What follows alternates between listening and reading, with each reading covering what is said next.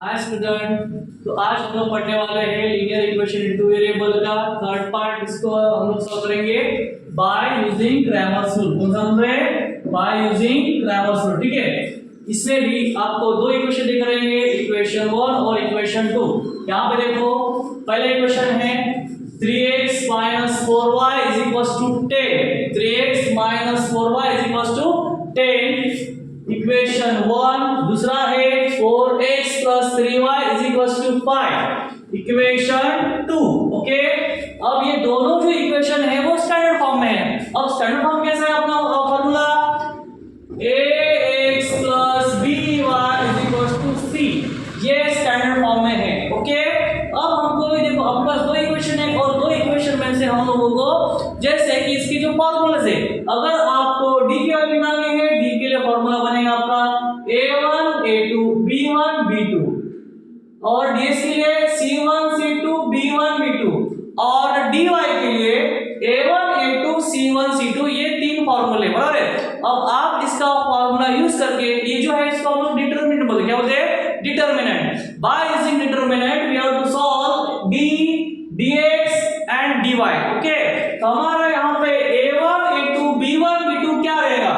जो पहला इक्वेशन है जिसमें आपको रहेगा ये a1 ये b1 और ये तुम्हारा रहेगा c1, उधर a2 b2 और ये रहेगा c2। ओके, तो हम लोगों ने सिलेक्ट कर लिया है कि इसमें a1 कौन है, a2 कौन है और b2 कौन है। ठीक है, a1 b1 c1 a2 b2 c2। Okay, अब क्या करेंगे, जो पूरी वैल्यू है पुट करेंगे यहाँ पे। पहले इसके लिए d फाइंड करने के लिए तो मेरे पास जो है d a1 कितना है रे? 3, a2 4, उसके बाद b1 यहाँ पे माइनस है तो -4 आएगा, यहाँ पे b2 कितना है?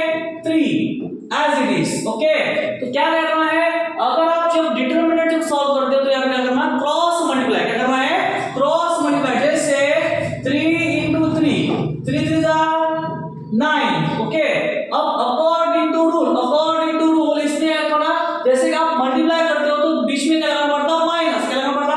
माइनस। तो हम लोग दे देंगे माइनस। ठीक है, उसके बाद 4 4 16, तो यहाँ पे प्लस और ये माइनस -16। ओके, देखिए अब उसको आगे सॉल्व करना है। देखो क्या रहेगा यहाँ पे 9 minus minus plus 16, 9 plus 16 25। Okay, तो मुझे मिला किसकी वैल्यू? d की वैल्यू। इसकी वैल्यू मुझे मिली d की वैल्यू। अब निकालना है dx। क्या निकालना है? dx का फॉर्मूला जो है वो है c1 c2 b1 b2, c1 c2 b1 b2। तो c1 कितना है रे? 10। Okay, c2 5, b1 -4, b2 3। Okay, आप अपने हिसाब से फार्मूला याद कर सकते हैं। ठीक है, अब आगे देखो, यहां पे 10 into 3 क्या करेंगे हम लोग? 10 into 3। ओके, ब्रैकेट दे देंगे minus according to rule 5 into -4 5 into -4। देखो जब कभी भी बीच में और आगे पीछे अगर माइनस आता है तब क्या करना आप लोगों ने? ब्रैकेट देकर सॉल्व करना, क्योंकि आपका आंसर में कुछ भी गलती ना हो।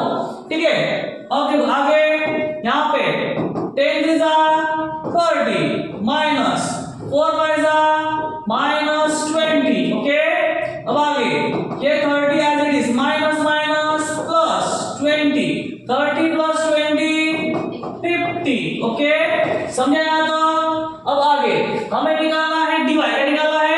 dy का फॉर्मूला क्या है? a1 a2 c1 c2। आप ठंडे दिमाग से सॉल्व कीजिए, आपका आंसर अपने आप आ जाएगा। अगर आप गड़बड़ करते हो आपका आंसर हो गया, आपको x और dy बराबर नहीं मिलेगा। ठीक है, x और y बराबर नहीं मिलेगा। अब आगे क्या है? a1 है 3, a2 है 4। ठीक है, c1 कितना है? 10, c2 कितना है? 5। ओके, अब आगे सेम उसी का सॉल्व करेंगे। ठीक है, तो में 3 into 5, उसके बाद माइनस 4 into 10, ओके 3 5 जा 50 माइनस 4 10 जा 40, ओके अब 15 माइनस 40 कितना होगा रे माइनस 25, कितना होगा माइनस 25, ओके अगर कुछ डाउट देखो अब माइनस 25 कैसे आया, यहाँ पे 15 पॉजिटिव है और 14 नेगेटिव है, 15 पॉजिटिव 14 नेगेटिव है, इसमें जो बड़ा नंबर है वो है 14, 14 कैसे क्या है माइनस, इसलिए क्या है माइनस 25, समझे।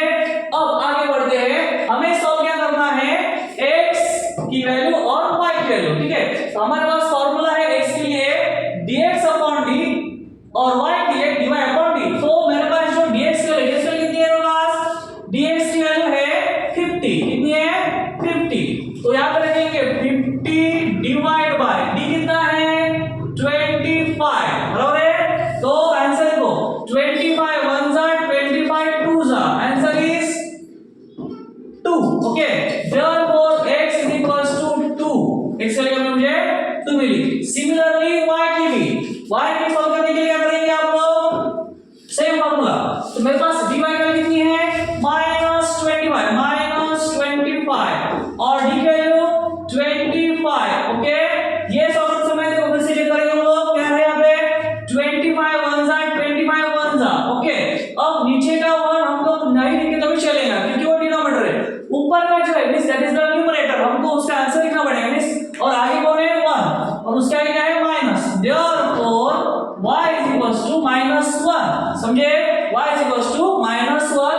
मैं एक बार फिर से रिपीट करता हूं, क्या है मेरे पास दो इक्वेशन है 3x 4y is equals to 10, दूसरा इक्वेशन है 4x 3y is equals to 5, ठीक है हमने क्या किया कंपेयर किया किसके साथ ax by is equals to c के साथ, तो यहां से मुझे क्या मिला a1 b1 c1, यहां से मिला a2 b2 c2, ओके और हमारा जो फार्मूला क्या है, और बाय यूजिंग क्रैमर्स का फार्मूला क्या है d के लिए a1 a2 b1 b2 c1 c2 b1 b2 a1 a2 c1 c2, इस वैल्यू को पुट कर दिया, एक वैल्यू है सॉरी a1 की वैल्यू कितनी है 3 a2 की 4 b2 b1 की -4 b2 की 3, इसको सॉल्व करने के बाद जो मुझे आंसर मिला है वो है 25, और उसके बाद dx की value c1 c2 b1 b2 10 5 4 3, इसको सॉल्व करने के बाद जो मुझे आंसर मिला है वो है 50, और आगे dy के लिए a1 a2 c1 c2 3 4 10 5, answer मुझे मिला कितना है 25,